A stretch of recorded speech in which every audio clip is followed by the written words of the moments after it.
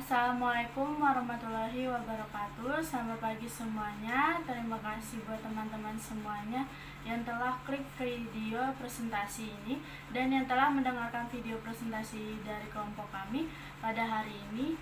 Dan terima kasih kepada Bapak Sabarudin Syagian SEMM yang telah membimbing kami dalam penyusunan presentasi hingga selesai dengan tema pengertian fungsi mekanisme transaksi dan perkembangan pasar modal Indonesia.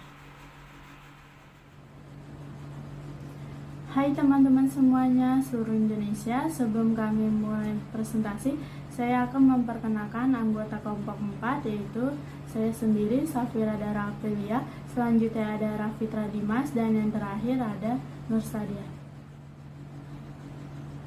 Hari ini kita akan membahas tentang pertama, pengertian pasar modal. Kedua, fungsi pasar modal. Selanjutnya, yang ketiga, mekanisme transaksi. Dan yang terakhir, perkembangan pasar modal Indonesia. Pendahuluan. Perkembangan pasar modal terus mengalami peningkatan seiring dengan membaiknya perekonomian. Perbaikan pada indikator makroekonomi diindikasi memberikan pengaruh terhadap pasar modal di Indonesia. Perkembangan kapitalisasi pasar modal terus mengalami peningkatan secara signifikan. Hal ini mengindikasikan bahwa kepercayaan asing terus tumbuh. Pertumbuhan pasar modal yang demikian pesat telah membuat investor asing tertarik menanamkan modalnya di Indonesia. Maka hal ini menunjukkan terdapat kemungkinan adanya hubungan antara kondisi perekonomian dengan pasar modal.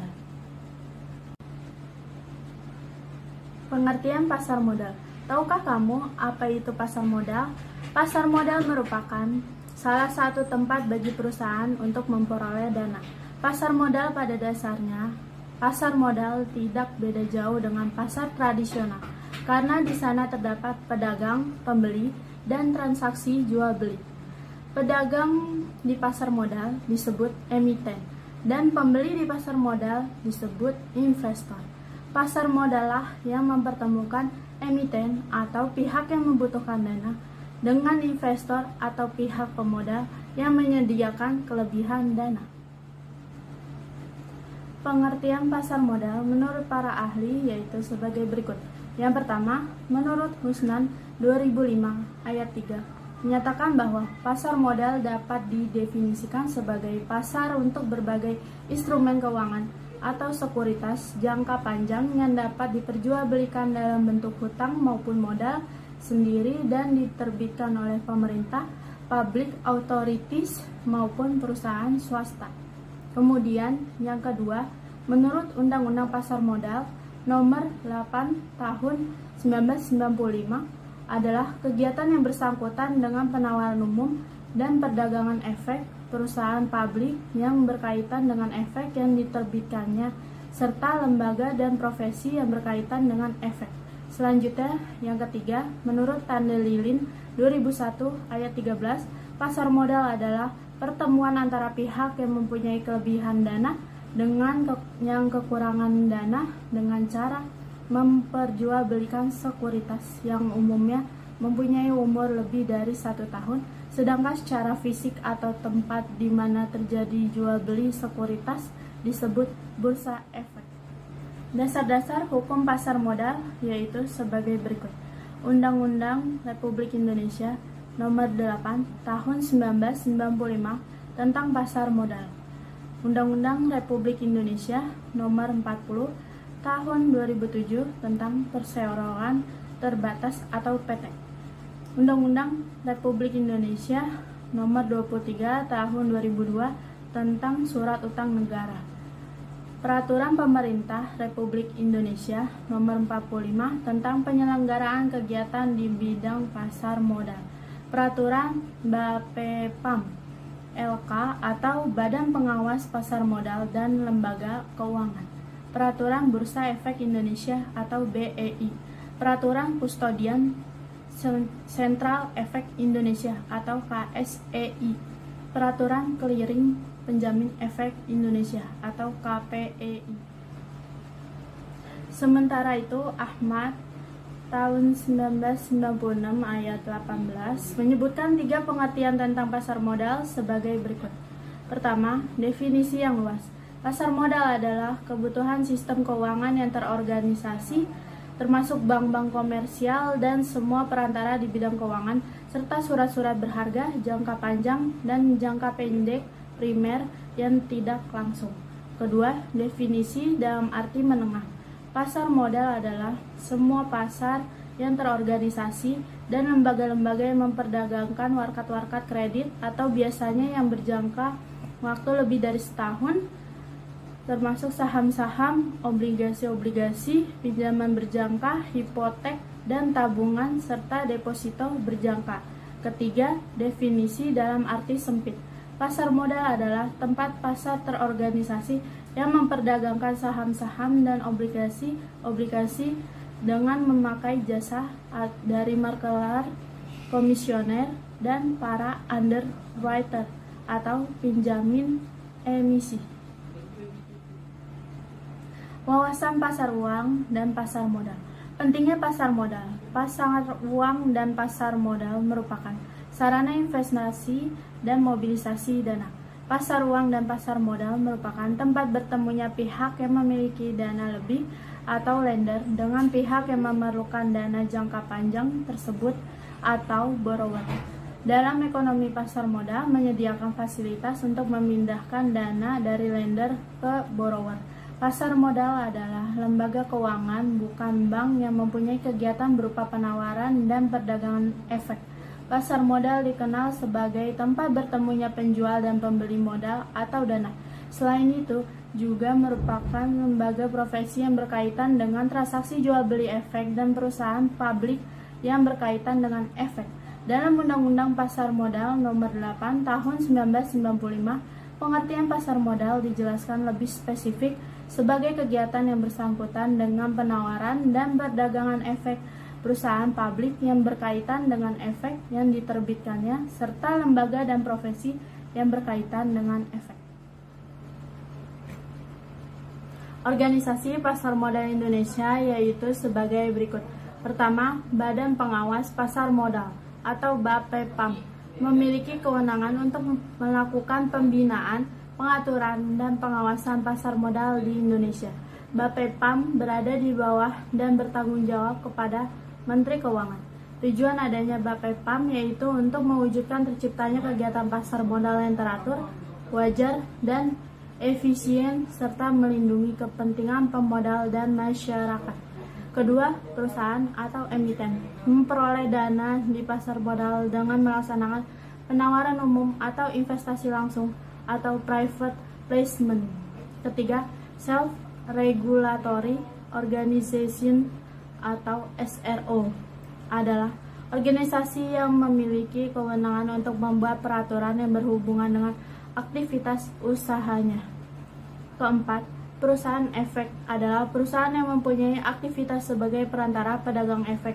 Adalah salah satu aktivitas pada perusahaan efek yang melakukan kegiatan usaha jual beli efek untuk kepentingan sendiri atau pihak lain.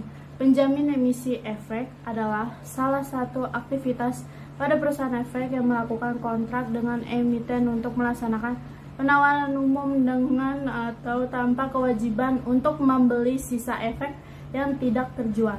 Manajer investasi yang kegiatan usahanya mengelola portofolio efek untuk para nasabah atau mengelola portofolio investasi kolektif untuk sekelompok nasabah, kecuali perusahaan asuransi dana pensiun dan bank yang melakukan sendiri kegiatan usahanya berdasarkan perundang-undangan yang berlaku atau gabungan dari ketiga kegiatan tersebut. Peran dan manfaat pasar modal. Di bawah ini dijelaskan peran dan manfaat pasar modal yaitu sebagai berikut. Pertama, pasar modal merupakan wahana pengalokasian dana secara efisien. Kedua, pasar modal sebagai alternatif investasi. Ketiga, memungkinkan para investor untuk memiliki perusahaan yang sehat dan berprospek baik. Keempat, pelaksanaan manajemen perusahaan secara profesional dan transparan.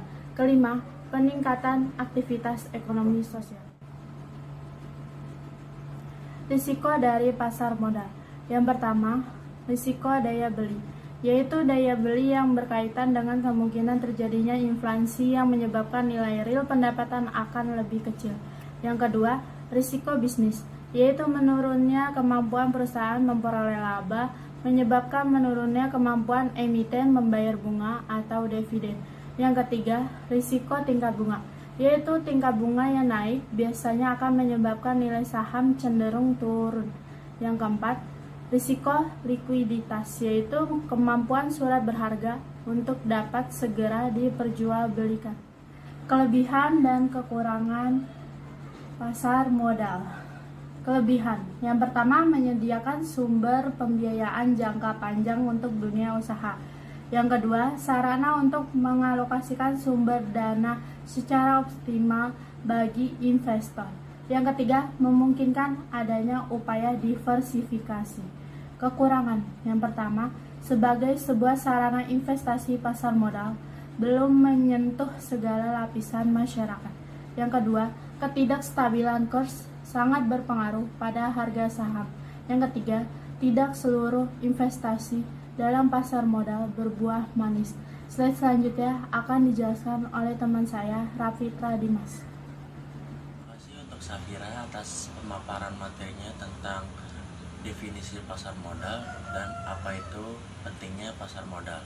Lanjut, di sini saya akan menjelaskan tentang apa itu fungsi-fungsi pada pasar modal. Lanjut, di sini saya akan menjelaskan tentang fungsi pasar modal di Indonesia. Yang pertama, penambahan modal.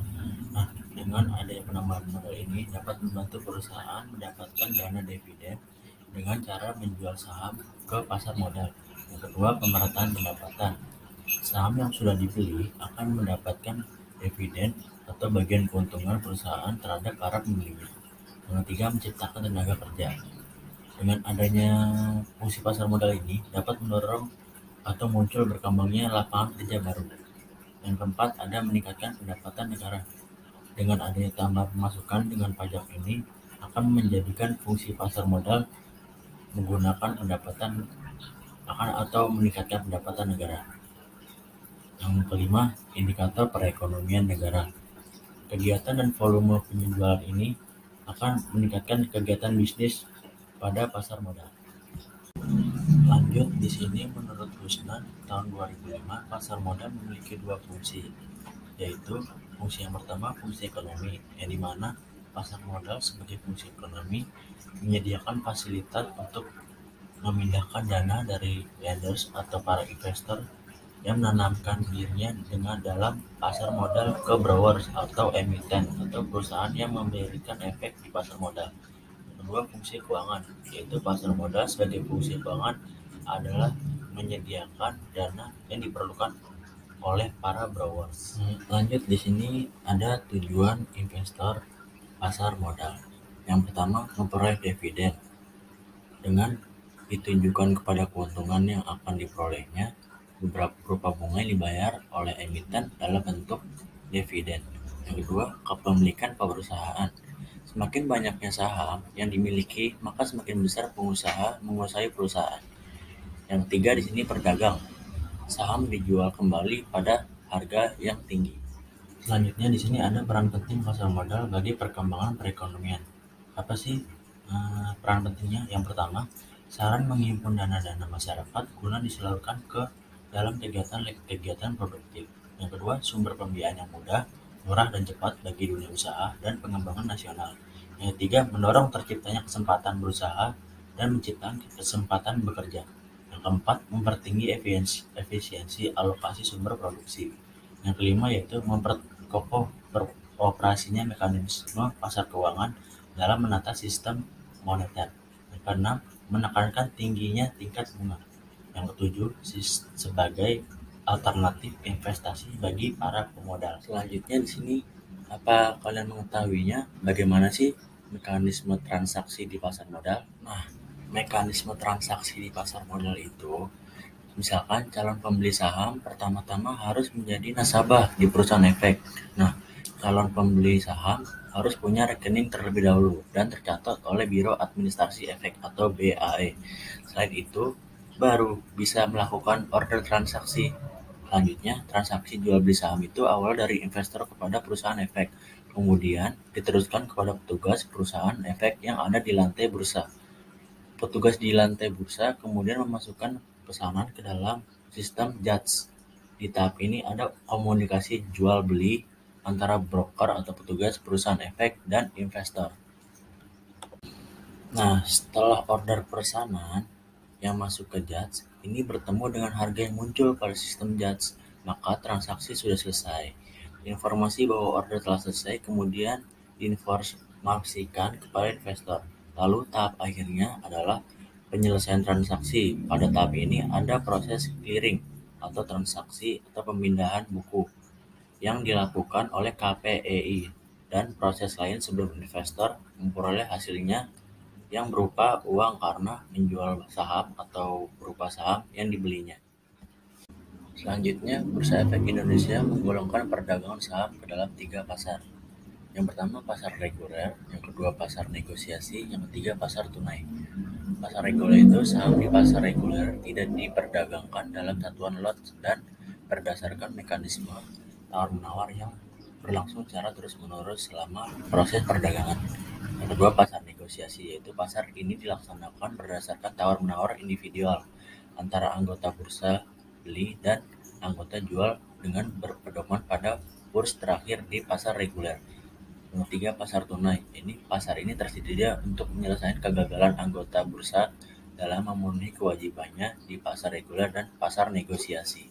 Lanjut di sini perdagangan efek di pasar reguler, pasar tunai dan pasar negosiasi dilakukan selama jam perdagangan waktu JADS, yaitu misalkan hari Senin sampai Kamis pada sesi pertama jam 9.30 sampai jam 12 WIB dan sesi kedua jam 13.30 sampai jam 4 sore.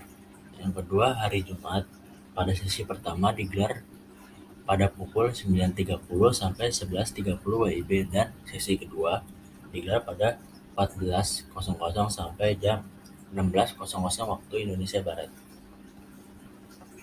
Selanjutnya pada pembukaan untuk pasar reguler dilakukan setiap hari bursa. Yang pertama waktu jam 9.10 sampai jam 9.25. Aktivitasnya yaitu anggota bursa memasukkan penawaran jual atau permintaan beli. Yang kedua pada jam 9.25 sampai jam 9.29. Aktivitasnya yaitu JADS melakukan proses pembentukan harga, prapembukaan dan alokasi transaksi yang terjadi. Lanjut di sini saya akan menjelaskan tentang jenis pasar modal. Jenis pasar modal ini ada 4. Yang pertama pasar perdana, pasar sekunder, pasar ketiga dan pasar keempat. Nah, pasar perdana ini adalah suatu pasar di mana efek-efek atau surat berharga diperdagangkan untuk pertama kalinya ke masyarakat sebelum dicatatkan ke bursa bank atau bursa efek. Yang kedua, pasar sekunder. Nah, pasar sekunder ini pasar yang dimana efek yang sebelumnya masih beredar diperjualbelikan, pasar sekunder ini melakukan transaksi jual beli saham di Bursa Efek Indonesia. Yang ketiga, pasar ketiga adalah tempat perdagangan saham atau sekuritas lain di luar bursa over the counter market atau suatu saham perdagangan efek yang terorganisasi di luar bursa efek resmi. Yang keempat, yaitu pasar keempat adalah pasar perdagangan efek di mana kegiatannya melakukan pengalihan saham dari suatu pemegang ke pemegang lainnya tanpa melalui perantara perdagangan efek. Yang terakhir di sini saya akan menjelaskan tentang instrumen pasar modal. Yang pertama saham, yaitu surat atau sebagai tanda penyertaan seseorang atau pihak yang memiliki bagian modal suatu perusahaan. Yang kedua obligasi, yaitu surat utang dalam jangka pendek maupun jangka panjang yang bisa dibeli dan pembeli akan mendapat keuntungan berupa bunga nantinya.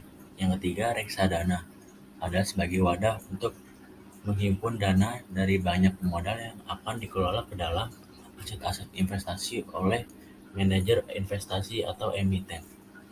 Selanjutnya akan dijelaskan oleh teman saya Nur Sadia. Terima kasih. Ini saya akan menjelaskan tentang fasilitator pasar modal Indonesia. Yang pertama ada Bursa Efek Indonesia (IDX), yaitu didirikan dengan tujuan menyelenggarakan perdagangan efek yang teratur, wajar dan efisien. Yang kedua ada lembaga kiring dan peminjaman KPEI. Dalam industri pasar modal Indonesia berfungsi sebagai LKP yang menjalankan kegiatan kiring dan fungsi penjaminan penyelesaian transaksi bursa. Dan yang terakhir ada lembaga penyimpanan KSEI, merupakan suatu lembaga yang melindungi investor di pasar modal. Selanjutnya saya akan menjelaskan tentang pelaku pasar modal. Pelaku pasar modal terdapat 4 pelaku. Yang pertama ada emiten, yaitu perusahaan yang akan melakukan penjualan surat-surat berharga. Yang kedua perantara pedagang efek, adalah pihak yang melakukan kegiatan usaha jual beli efek. Yang ketiga penjamin emisi efek, yaitu pihak yang membuat kontrak emiten. Dan yang terakhir, yang keempat ada investor, yaitu pemodal yang akan membeli atau menanamkan modalnya di perusahaan yang melakukan emisi. Selanjutnya ada lembaga penunjang pasar modal.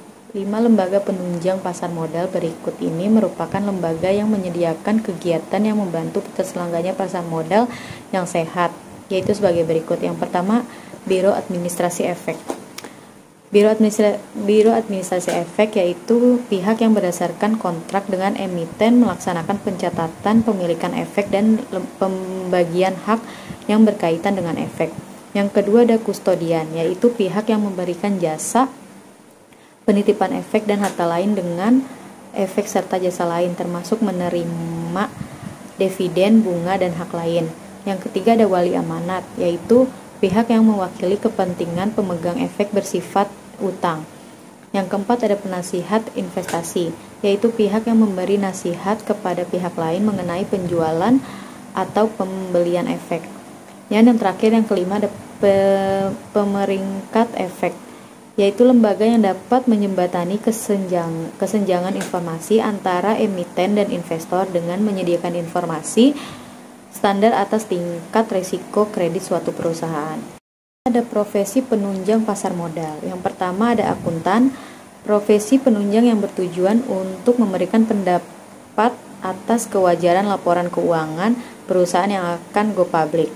Yang kedua ada notaris, yaitu pihak yang berperan dalam pembuatan perjanjian, penjamin sekuritas, perwali amanatan, dan lain-lain perjanjian yang harus dibuat secara nota real agar berkekuatan hukum.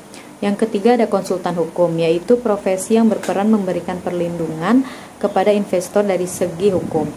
Yang terakhir yang keempat ada penilai atau apresial, yaitu perusahaan yang melakukan penilaian kembali terhadap aktiva tetap perusahaan untuk memperoleh nilai yang dianggap wajar. Selanjutnya ada perilaku investor pasar modal, yaitu investor di pasar modal adalah investor yang keberagaman tersebut dikontribusikan oleh beberapa aspek, yaitu motivasi investasi, daya beli atau purchasing power terhadap sekuritas, tingkat pengetahuan dan pengalaman investasi, serta perilaku investasi.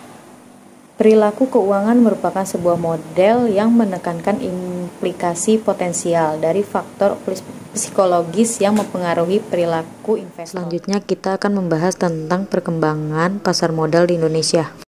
Selanjutnya adalah perkembangan pasar modal. Perkembangan pasar modal pada saat awal terdapat 13 anggota bursa yang aktif. Sedangkan efek yang diperjualbelikan adalah saham dan obligasi perkebunan Belanda yang beroperasi di Indonesia.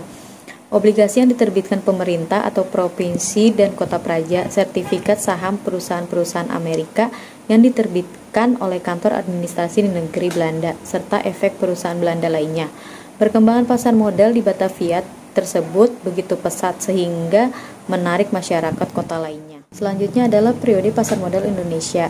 Periode dari tahun ke tahun perkembangan pasar modal Indonesia. Pada tahun 10 November 1995, pemerintah mengeluarkan Undang-Undang Nomor 8 Tahun 1995 tentang pasar modal, berlaku Januari 1996. Pada tahun 1995, Bursa Paralel Indonesia merger dengan BES. Pada tahun 2000, sistem perdagangan tanpa wakat mulai diaplikasikan. Pada tahun 2002, BEJ mulai mengaplikasikan sistem perdagangan jarak jauh atau remote trading. Pada tahun 2007, penggabungan BES ke BEJ dan berubah nama menjadi Bursa Efek Indonesia atau BEI. Pada tahun 2 Maret 2009, peluncuran perdana sistem perdagangan baru PT BEI Jats Next G. Selanjutnya adalah mengapa perlu ada pasar modal. Salah satu kelebihan pasar modal adalah kemampuannya menyediakan modal jangka panjang dan tanpa batas. Dengan demikian, untuk biaya investasi pada proyek-proyek jangka panjang dan memerlukan modal yang besar, selayaknya pengusaha menggunakan dana-dana dari pasar modal untuk membiayai investasi jangka pendek, seperti kebutuhan modal kerja yang dapat digunakan dana-dana atau kredit dari perbankan. Selanjutnya ada sejarah pasar modal di Indonesia. Pada tahun 1960, pasar modal tidak bisa menunjukkan aktivitas yang baik. Pada tahun 1980, pasar modal Indonesia juga mengalami masa pasang naik ketika pembangunan ekonomi dilakukan sejak Orde Baru. Pada tahun 1990, pasar modal mengalami pasang naik sejak Orde Baru dan mulai menunjukkan hasil pada akhir tahun 1980-an hingga 1990-an. Pada tahun 1997, ekonomi Indonesia dilanda krisis moneter yang menyebabkan pasar modal terkena imbasnya. Puncak angka indeks mencapai 700-an, harus terjun bebas menjadi 200-an. Adalah peranan dan urgensi pengembangan pasar modal bagi perekonomian. Pasar modal memegang peranan penting dalam perekonomian suatu negara. Pasar modal telah menjadi ukuran bagi perkembangannya perekonomian atau economic leading indicator. Perkembangan kegiatan transaksi dalam bursa efek yang ditunjukkan oleh suatu indeks dapat menjadi ukuran bagi kondisi perekonomian suatu negara secara keseluruhan. Berikut ini adalah daftar pustaka dari beberapa referensi buku manajemen investasi. Yang pertama ada Hartono J. tahun 2000, Teori Portofolio dan Analisis Investasi BPFE Yogyakarta. Yang kedua ada Purwanto Embun dan Herlianto Didit tahun 2020, Manajemen Investasi dan Portofolio Yogyakarta, Goshen Publishing. Yang ketiga ada Rahadian Indah 2017, Pokok-pokok Hukum Pasar Modal di Indonesia, Yogyakarta UI Press. Yang keempat ada Suteja Jaja dan Gunardi Ardi tahun 2016, yaitu Manajemen Investasi dan Portofolio, Bandung, Revika Aditama. Yang kelima ada Wardiah M.A. Lasmi tahun 2017, Manajemen Pasar Uang dan Pasar Modal, Pustaka Setia. Yang keenam ada Widyo Atmojo Sawiji tahun 2015, yaitu Pengetahuan Pasar Modal, Jakarta, Alex Media Komputindo. Sekian presentasi dari kelompok kami, kurang lebihnya mohon maaf. Semoga presentasi dari kelompok kami bermanfaat dan menambah wawasan bagi kalian semua. Terima kasih atas waktu dan perhatiannya. Wassalamualaikum warahmatullahi wabarakatuh.